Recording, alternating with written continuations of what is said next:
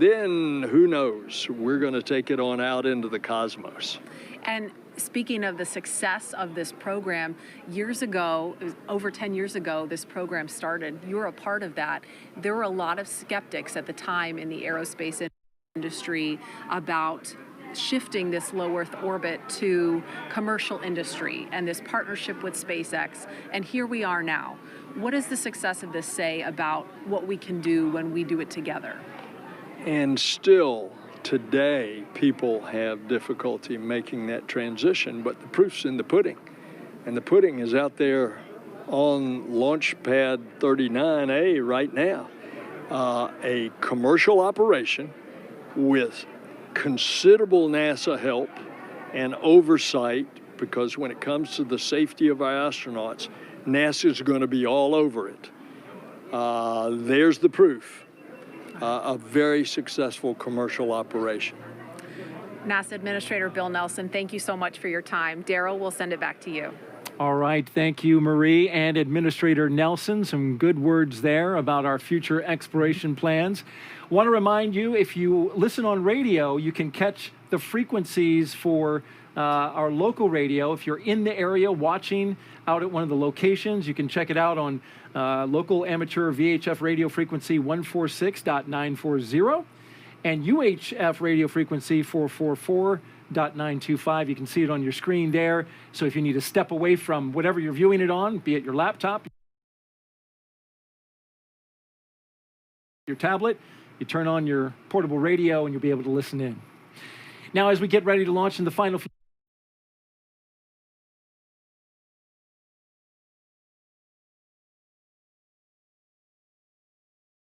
few minutes, we want to take a look at some pictures that have some particularly significant meaning to the crew. Here they are, Crew-3 with their booster, a pre-flown booster. Crew-3 will fly aboard a new Dragon capsule, but that booster is pre-flown. This one launched CRS-22 to the International Space Station 5 months ago, and looks like they're giving it some love. Yeah, it's always a good idea to hug your booster. It's pretty special to get to actually go touch the rocket that's going to take you into space. Well, it's about to pin them back into their seats here in just a few minutes.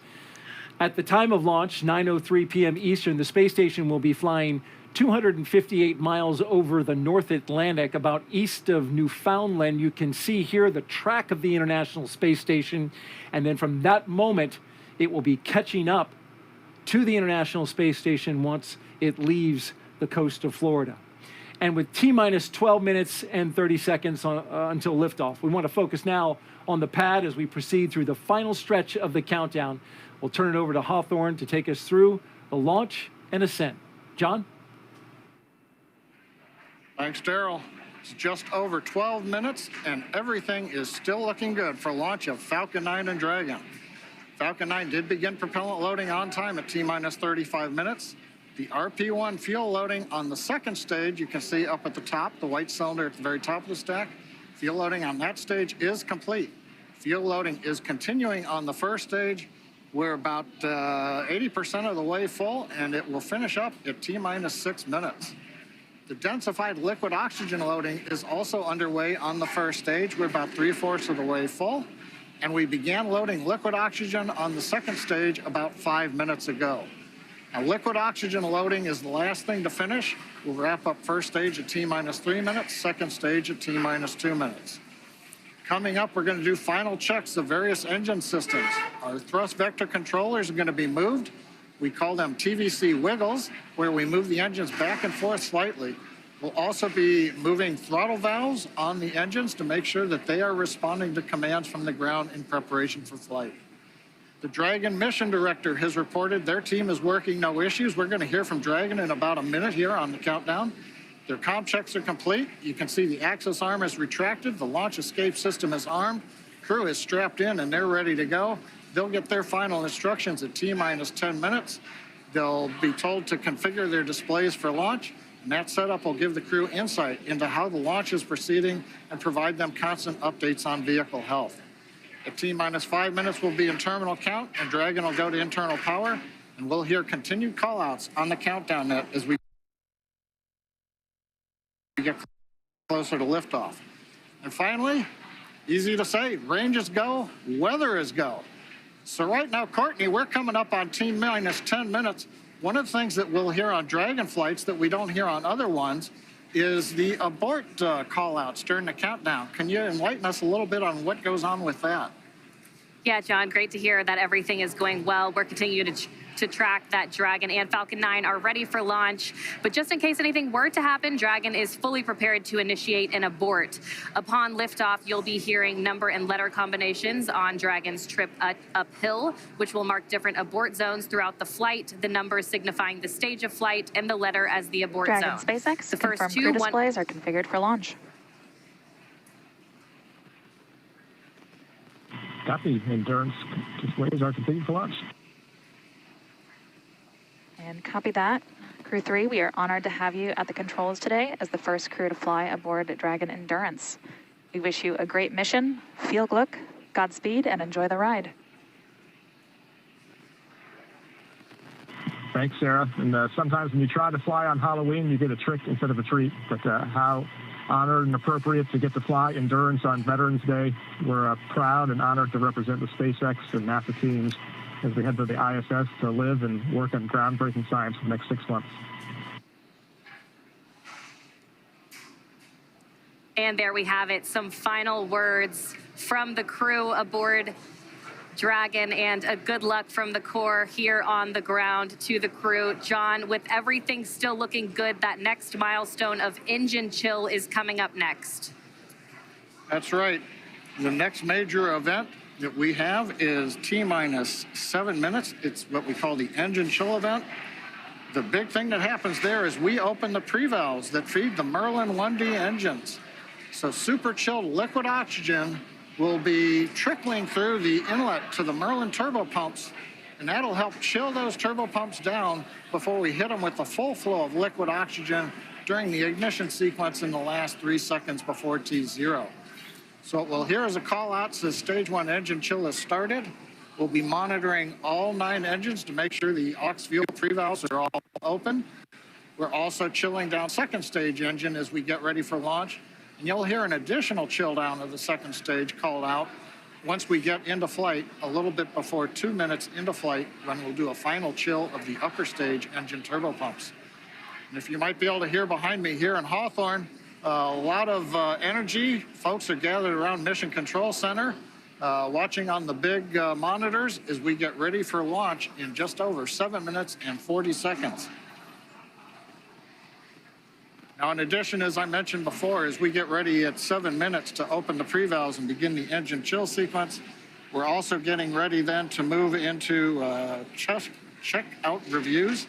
The fuel trim valves are being cycled. Make sure that those are working. We use that to throttle the amount of propellant going through the first stage down to the engines as we go through flight. Coming up on T-minus 7 minutes, we'll listen into the countdown now.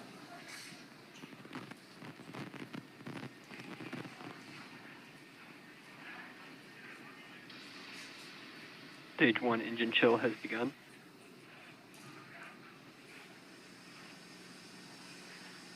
So you've heard it. We're through another milestone. Next one coming up here at 6 minutes. Yep, that's right, John. And that RP1 kerosene is filling that second stage. We're anticipating a little longer for that first stage to be completely filled with that RP1 refined kerosene. Liquid oxygen will continue to flow through the first and second stages up until the final few minutes before launch. That next call will be that the stage 1 RP load is complete, coming up now in about 15 seconds. Stage 1 We'll RP1 stand by load for that complete. call now. And confirmation, we have a complete fill of RP1 on the first stage. Now the first and second stage are completely filled with that RP1 kerosene. Now just under 6 minutes to launch until that instantaneous launch window today. The next milestone will be for Dragon to transition to configure for terminal count, and that's when Dragon's onboard computers will take control of the vehicle, and Dragon will be on internal power, no longer relying on those lines from the ground. From there, Falcon 9 tanks will pressurize for strong back retract. That'll be another visual milestone. The clamps just below Dragon's trunk will open and the strong back will tilt back just 2 degrees, then right after liftoff back to 45 degrees.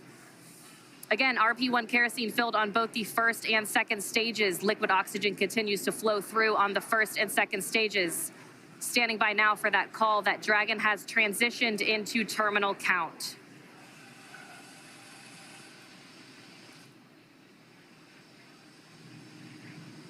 Dragon isn't configured for terminal count. Falcon 9 propellant tanks are pressurizing for strong back retract. All right, John, some good calls. Dragon is now on internal power, and Falcon 9 propellant tanks are pressurizing for strong back retract.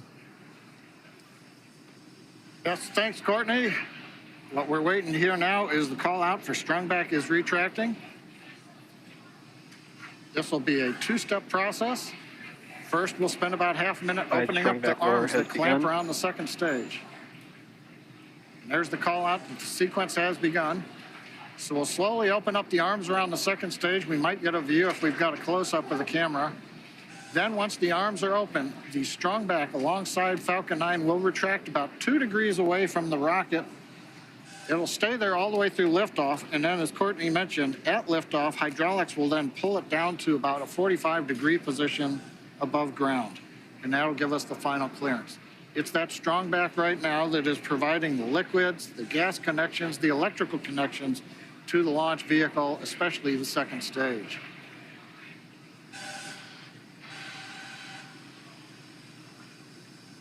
We're hearing some of the venting of the vehicle as we are pressurizing and depressurizing at various steps. As we get ready, you'll see a burst of depressurization there on the second stage.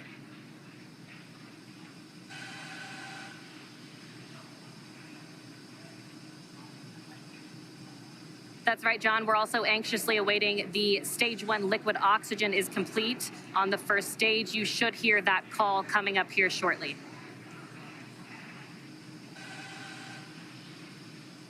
Stage 1 LOX load complete.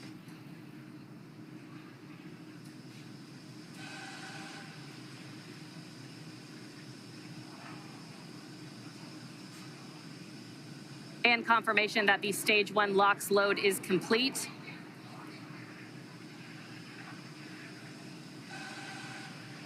Right now, LOX is going to continue loading on second stage. That'll wrap up at T-minus 2 minutes.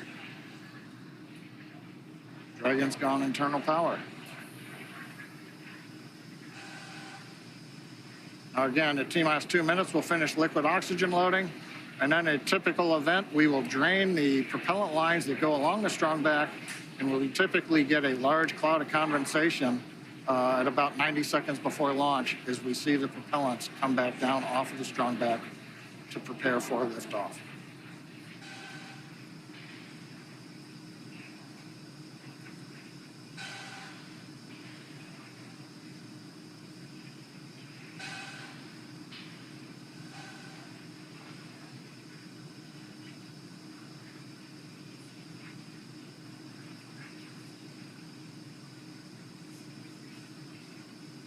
Stage 2 LOX load complete.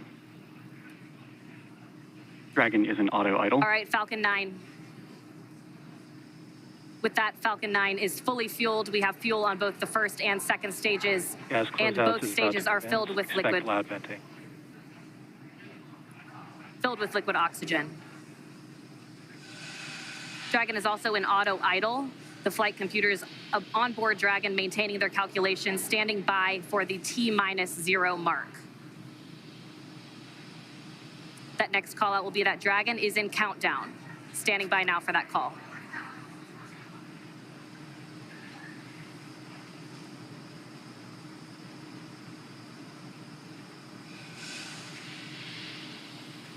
FTS is armed. Falcon 9 is in startup and is now controlling. Dragon is in countdown. All right, the final minute before launch. Just 47 seconds to go. Everything is ready for an on-time launch today. Go for launch. Endurance copies. Go for launch.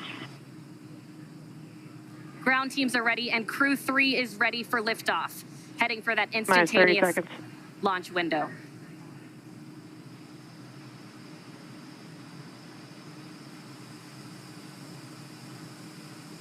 Seconds to liftoff. Minus 15 seconds. 10, 9, 8, 7, 6, 5, 4, 3, 2, 1, 0. Ignition. And liftoff. God. Free.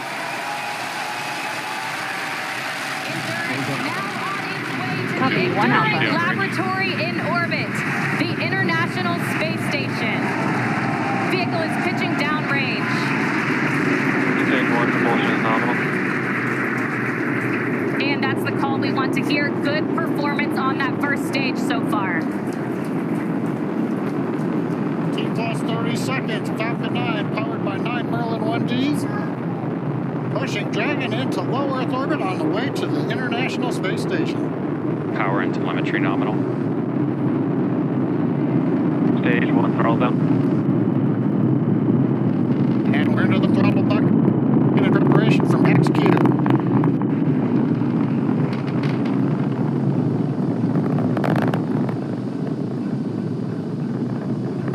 Getting ready to throttle the engines back up.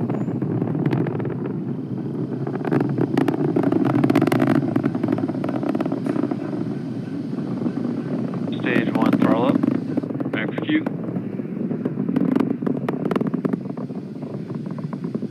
Stage 1 Bravo. Copy, 1 All right, Bravo. that 1 Bravo call is for the second stage abort mode on the first stage. That is going to take them through the first stage, burning just before the second stage activates off the coast of North Carolina. That next milestone coming up shortly will be MVAC chill underway.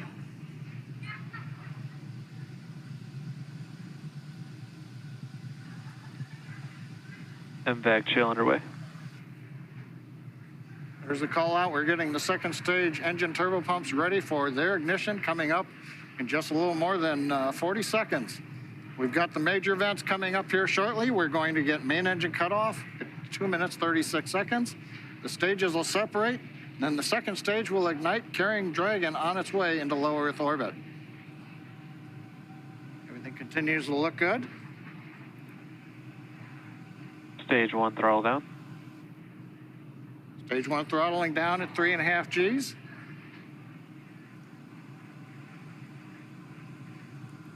Getting ready for MECO.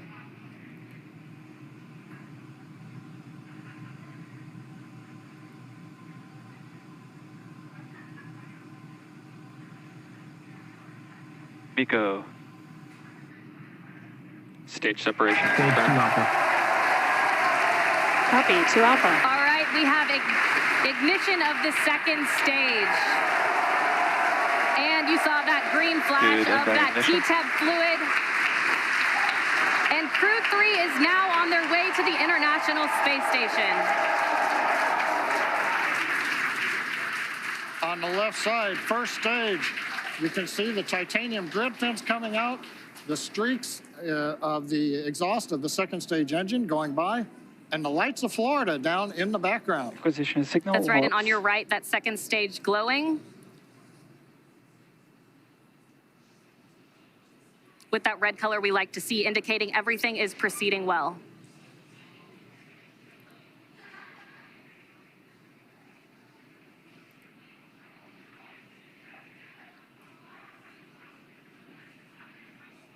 Now 3 minutes and 40 seconds into flight. Everything's still on track. Acquisition of signal Bermuda. Dragon, SpaceX, trajectory And that nominal. call out of acquisition of Endurance, signal copy. Bermuda, that just means the Bermuda ground station has the signals from the second stage of Dragon and Falcon 9. Now, currently on the first stage, we are coasting to apogee, beginning a slow 180-degree pitch, so that when the vehicle comes back through the atmosphere, the engines are pointed down towards the drone ship when we do the relight Relight for the entry burn will come at T plus 7 minutes and 30 seconds, 3 minutes from now. Currently, the first stage about 166 kilometers up, continuing to coast to apogee for another brief period. Meanwhile, that second stage still propelling the Crew-3 astronauts up the eastern seaboard, and it will continue to fire. That's about a 6-minute burn to deliver the astronauts into orbit. Dragon, SpaceX, trajectory nominal.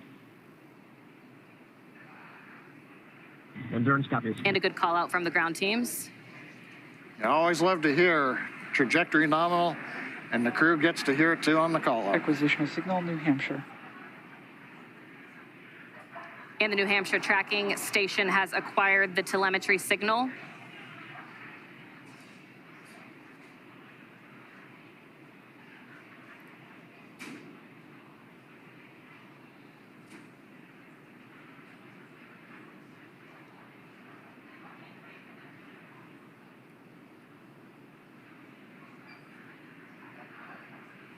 Five minutes and 30 seconds into flight today, everything is still proceeding nominal. And Courtney, right now on the second stage, it's such a large amount of propellant. It takes a while for second stage to really accelerate. The crew right now Dragon, looks like they're SpaceX, pulling about. trajectory nominal. Looks like we're pulling about 1.5 Gs.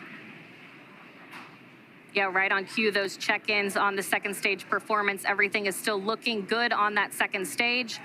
The next milestone on the second stage will be SECO. And we're getting our views now from inside of Endurance, our first views of the crew on their way to the International Space Station.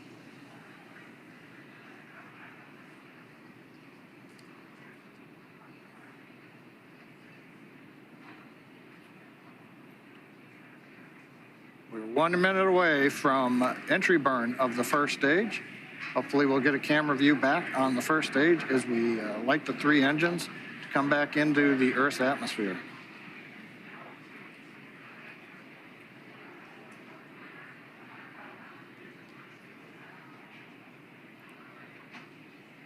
Dragon, SpaceX, trajectory nominal. Endurance copies. Another good check-in with the crew, confirming everything is still looking good so far on both ends.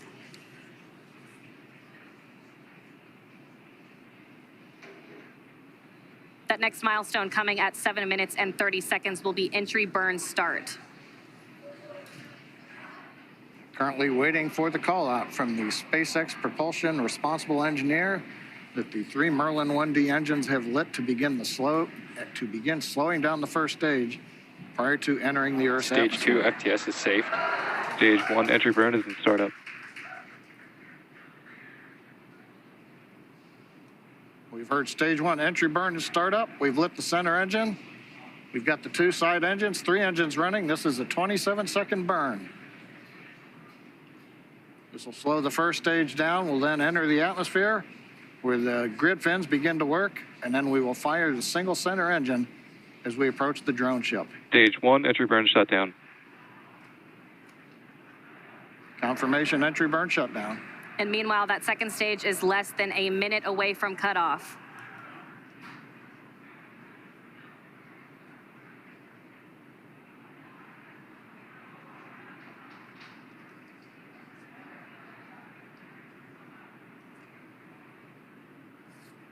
Stage 2 in terminal guidance.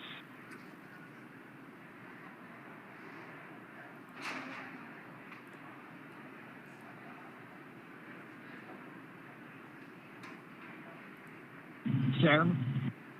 Copy, Shannon. There's that call for Shannon. Stage 1 is transonic.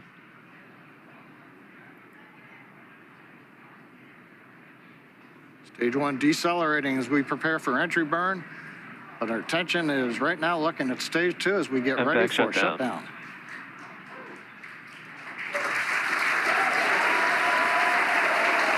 Stage 1 landing burn.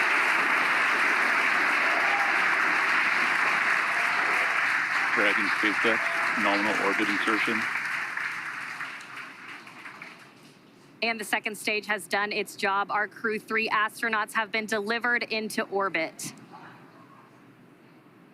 Stage 1, landing leg deploy.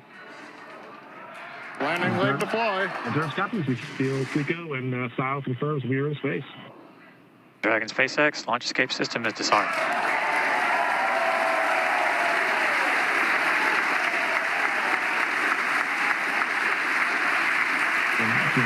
Stage 1, landing is confirmed. And we've heard the call out. Stage 1 landing is confirmed. Loss of signal Cape and acquisition of signal Newfoundland. Some great call outs. That next milestone is spacecraft separation around 12 minutes into flight.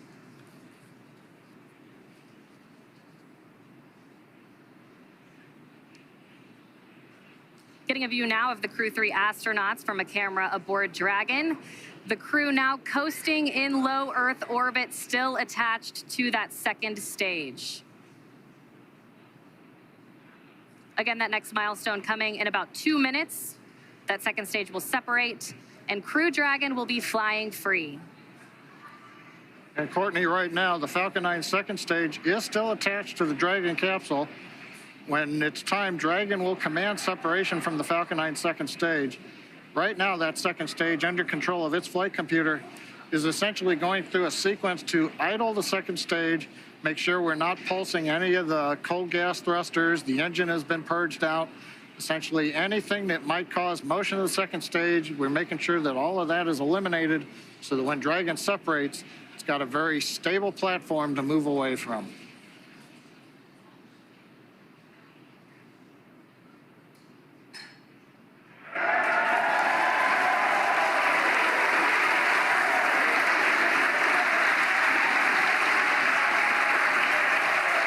I believe the cheering in the background, they're getting video back of Falcon 9 first stage on drone ship as we get ready for Dragon separation.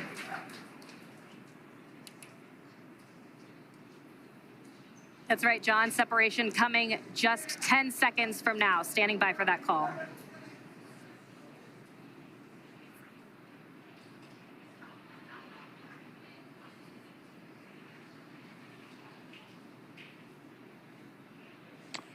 Expected loss of signal, Wallops.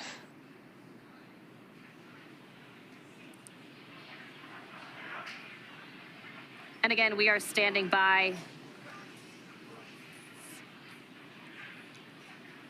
There we go. Dragon separation confirmed. Endurance copies, you say. Dragon, CE, welcome to orbit. Hope you enjoyed the ride from F9. Dragon will take you from here. Safe travels.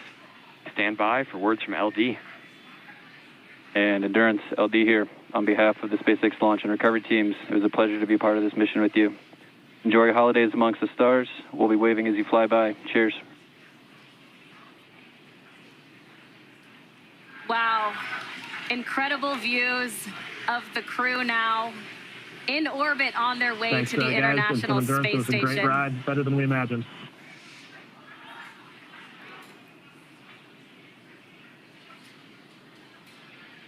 And some final words from the crew as well. There they are, our Crew-3 astronauts. Now in orbit. That next milestone will be the deployment of the nose cone. That'll be about a 5-minute process. It'll expose those forward bulkhead Dracos and will prepare them for checkouts as well. Yeah, Courtney, watching them in zero-G right now, working their displays, it looks so easy, but we had the benefit of watching the launch team, the spacecraft team, the NASA team, everybody working here for the last weeks, working through this, and it's good to see it come out looking just so easy right now. Yep, it's been a long time coming, and we're so excited to see them in orbit. Dragon, SpaceX, nominal dehumidifier activation and service section Draco checkouts. Endurance copies, VCSA will be opening visor slowly. Well, it was a beautiful launch from here at Copy all. Hawthorne headquarters. at SpaceX headquarters here in Hawthorne. I can't imagine how the launch looked from over at Kennedy Space Center. Yeah, pretty incredible launch. We also got to see their zero-G indicator on the screen. It looked like a little turtle, so I'd love to hear the story behind that. But an amazing launch, an amazing day so far. Yeah, that's right. And with that, we'll go ahead and send it back to Kennedy Space Center. Daryl, how was the launch from your end? Well, it was simply stunning. Thanks. We're back here at the Kennedy Space Center with Shannon Walker, Crew 1 astronaut, Michelin specialist from that mission. Wow. Wow is right. I mean, it was amazing. It's always so impressive to see a launch live. And what always strikes me is you get to see it and then you hear the sound after it's gone for a few seconds. It's truly amazing. The delay in the sound coming to us, but we're seeing the sights.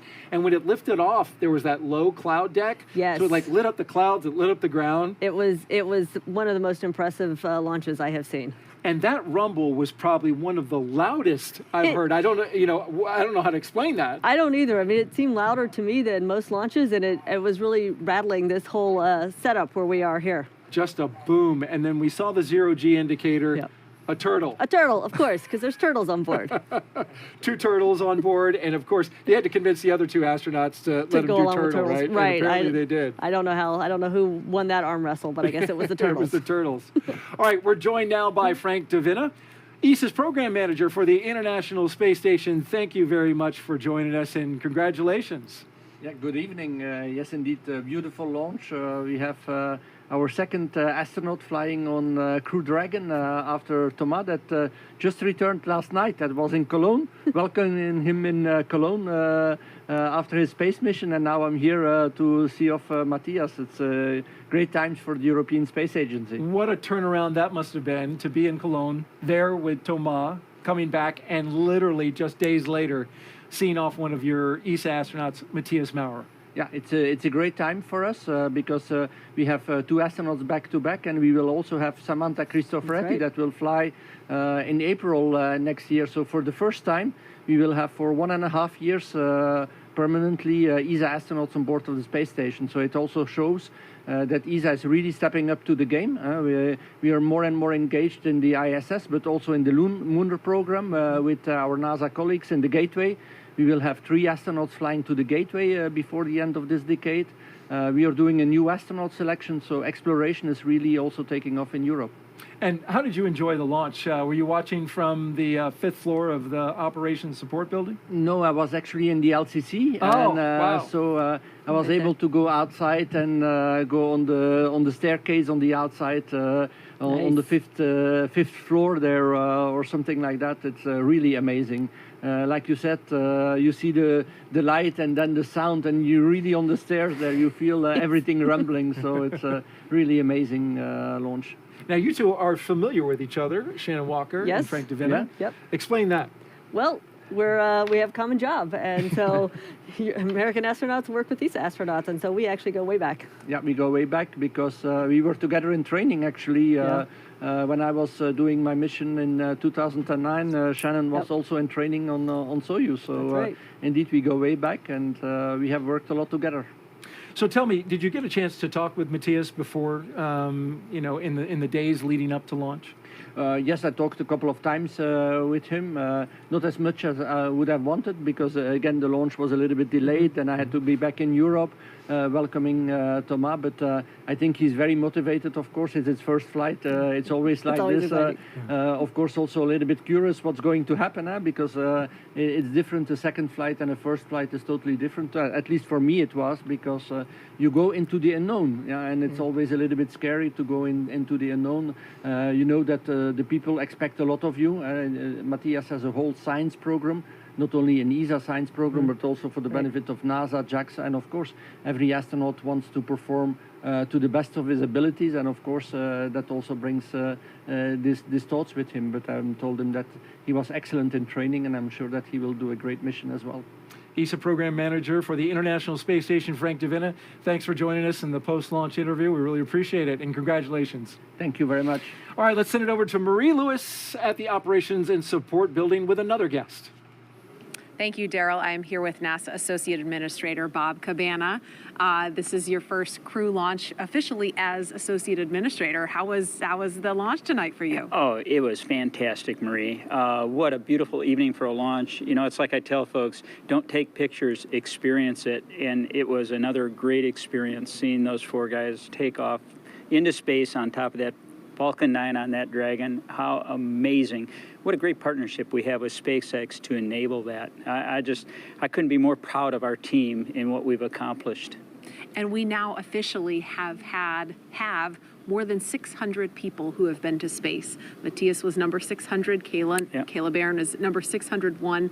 What do you think about the trajectory that we're on for human spaceflight going forward? Well, it's absolutely outstanding. You know, what we want to do is enable a commercial economy in low Earth orbit so that we can focus on that really hard job of exploring beyond our home planet, going to the moon to learn what we need, going to the moon in a sustainable way so that we can learn what we need to go on to Mars eventually, establishing that presence in our solar system beyond our home planet. And to do that, we want to commercialize low Earth orbit and get as many folks as we can go into space. And that's what we're enabling right now.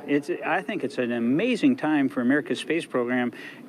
We are definitely at an inflection point on how we are commercializing space. And how about the future of the International Space Station in particular?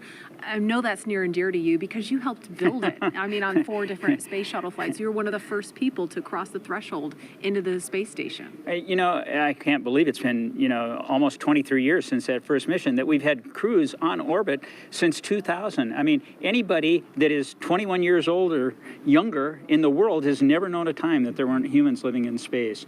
So, you know, I think it's so darn outstanding. And what do you want to say finally to the NASA and SpaceX teams that have gotten us here today? We're in this regular cadence of missions, and also to our international partners. Well, first off, I want to say thank you. Thank you for all your dedication and hard work. You know, this is not an easy job. It is a huge challenge to safely get humans to and from low Earth orbit.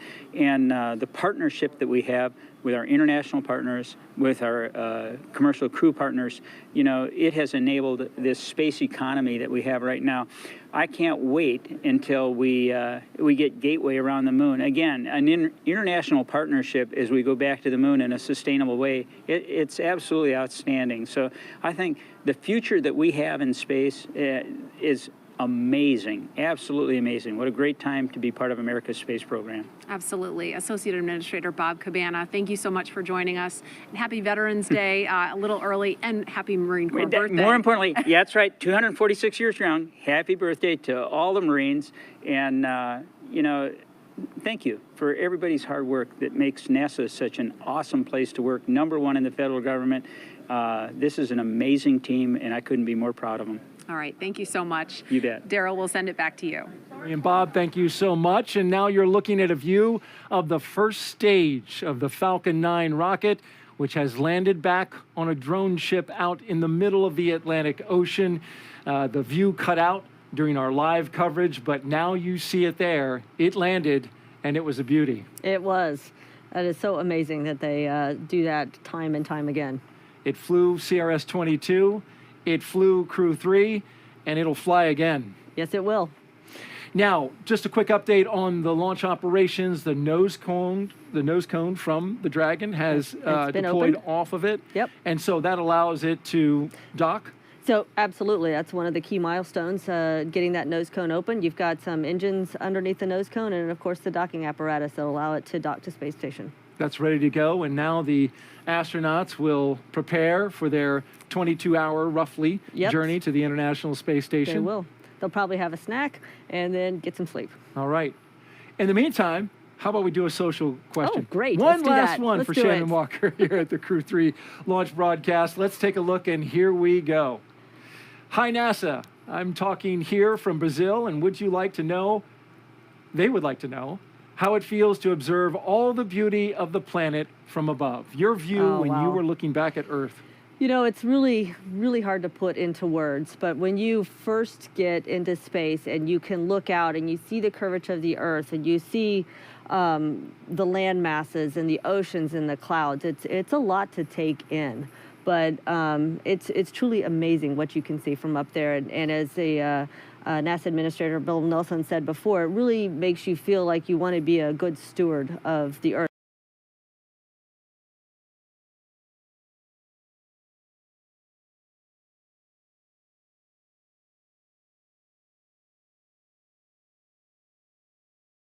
Around 7 p.m. Eastern Time tomorrow, and we are going to stay on the air for continuous live coverage along their entire ride to station through our coverage here at Kennedy Space Center. It's going to conclude. We'll turn it over to teams in Hawthorne and Houston to take us through the next phases of the Crew-3 mission, all the way through hatch opening, and then, of course, the welcome ceremony for the crew. Shannon, I've watched those ceremonies on TV, but you've actually done it. There's a lot of like air hugs in space. A lot of hugs in space. It's really nice to greet a new crew coming on board and seeing your friends coming across the hatch. It's special. And for those of you watching online on YouTube, take a look at the description below. You will find a new link for the Crew-3 Coast Phase. That live coverage will continue at that location in just a bit. If you're watching on NASA TV, you won't notice a thing. Coverage will continue. And also, we want to let you know that there is a post-launch news conference.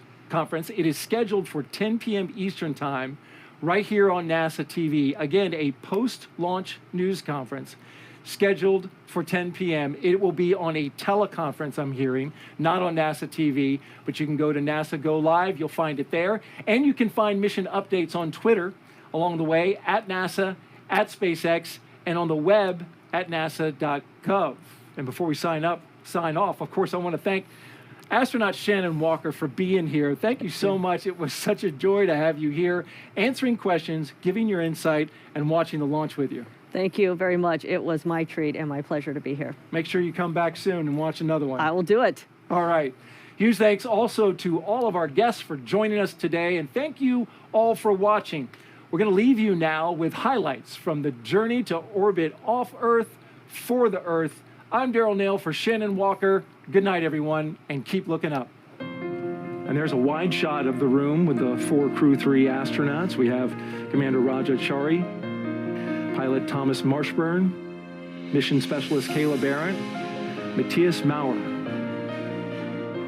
And here they are, the 4 Crew-3 astronauts as they walk down the hallway on their way out of astronaut crew quarters.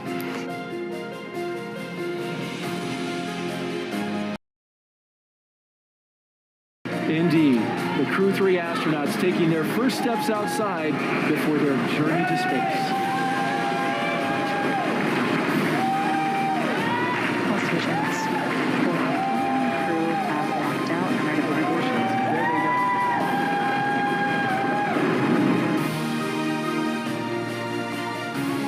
There's a view inside the Crew Access R.